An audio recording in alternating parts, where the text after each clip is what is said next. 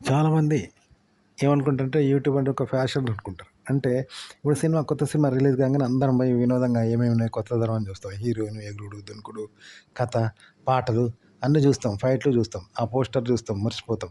వాళ్ళు కూడా స్టైల్‌గా పోజ్ పెడతారు, స్టైల్‌గా ఎగురుతారు, డాన్సులు, ఫైట్‌లు అందులో మ్యూజిక్ ఎన్నో ఉంటాయి. హీరోయిన్ బాగుంటది అందంగా. ఇవన్నీ మనకు తెలుసు.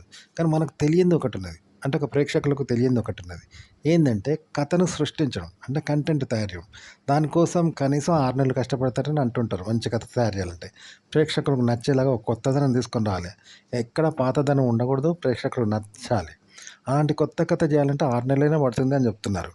అయితే ఇది ఎలాంటిదంటే ఇప్పుడు కరోనా ఉంది. కరోనా వల్ల కొన్ని లక్షల ప్రాణాలు పోతా ఉన్నాయి. కానీ మందు లేదు. ఊర్లకోర్లు నాశనం అయిపోతున్నాయి. కానీ మందు లేదు. ఓ సమయంలో మనం మందు రాదని కూడా అనుకున్నాం కదా! భయపడ్డాం కదా! అలాంటిదనమాట ఈడ పరిస్థితి. మరి కరోనాకు లాస్ట్‌కు కష్టపడి ఒక మందు తయారు చేశారు గదా! దేవుడి దయ వలన లక్కీగా అగో అలా అన్నట్టు ఒక కంటెంట్ తయారు చేయడం అంత కష్టం అన్నట్టు. అంతేగాని ఏది పడితే అది రాసి ప్రేక్షకులకు అందియడం ఉండదు. దాని వెనుక అంత కష్టం ఉంటది. కరోనా లాంటి ఓ భయంకరమైన మందుకు కరోనా లాంటి భయంకరమైన జబ్బుకు ఓ మందు ఎలా అయితే తయారు చేశారో కంటెంట్ తయారు చేయడం అంటే ఒక వస్తువు తయారు చేయడం అంత కష్టమైందనమాట. అంత కష్టపడాలి. అలా తయారు చేయాలి కూడా.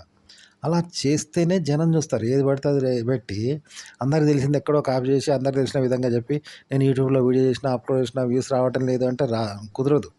చూసారా? కరోనాకు మందు తయారు చేయడం అంటే ఎన్ని తిప్పలు పడ్డారు ఎంతమందో తెలుసు కదా! ఎన్ని ప్రాణాలు రక్షించబడ్డాయి అదెంత గ్రేట్.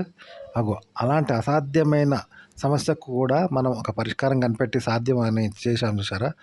అంత గొప్పగా ఉండాలి మీ కంటెంట్. కరోనాకు ట్రీట్మెంట్ కనిపెట్టాను చూసినావా? అంత గొప్పగా మీ కంటెంట్ ఉంటేనే జనం ఎగబడి చూస్తారనమాట.